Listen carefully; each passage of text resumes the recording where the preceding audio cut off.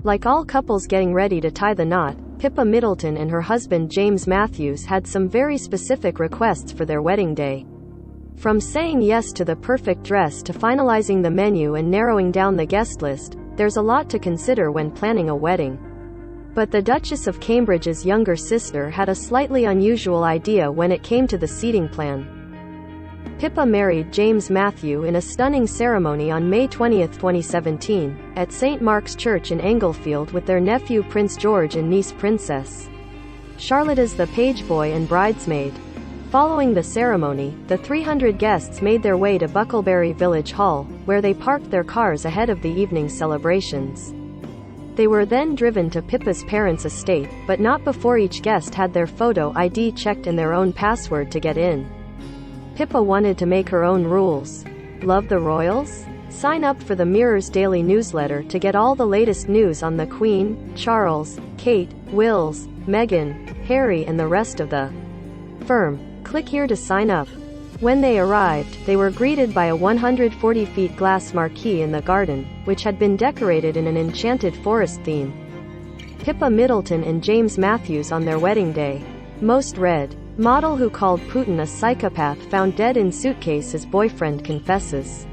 I make £50,000 selling used tights. I don't care what people think, it pays my bills.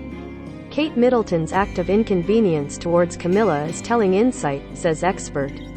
Guests took part in a number of fun games and watched an excellent light show before they were served food and drink including mini haggis, deer carpaccio, langoustine claws and asparagus with hollandaise sauce. But when it was time to sit down to eat, guests were surprised to discover that Pippa hadn't followed a conventional seating plan chart. Instead, she set a rule that they weren't allowed to sit with their other halves. Queen's biggest concern when she saw Anne's bridesmaid dress for first time. Kate and William's parenting habit that the Queen struggles to get head around. Although this is quite unusual, it does allow guests to get to know each other. According to Harper's Bazaar, the etiquette guide to Brits, it is up to the host to decide whether husbands and wives are to be seated together or apart at formal events. This meant that despite traveling 3,000 miles across the pond, Meghan Markle wasn't allowed to sit with Prince Harry. But it turns out that Meghan almost didn't get an invite at all. Meghan and Harry hadn't been together for too long when Pippa and James got married, so there was a lot of media attention on them. This worried Pippa as she feared that it would overshadow her big day. In their book Finding Freedom, authors Omid Scobie and Carolyn Durand claim that Meghan had planned to attend the full day, and even bought her outfit, but the decision was made that she skip it.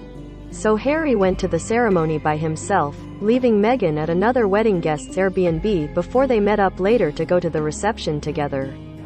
Have you got a story to share? We want to hear all about it. Email us at yourmirror@mirror.co.uk.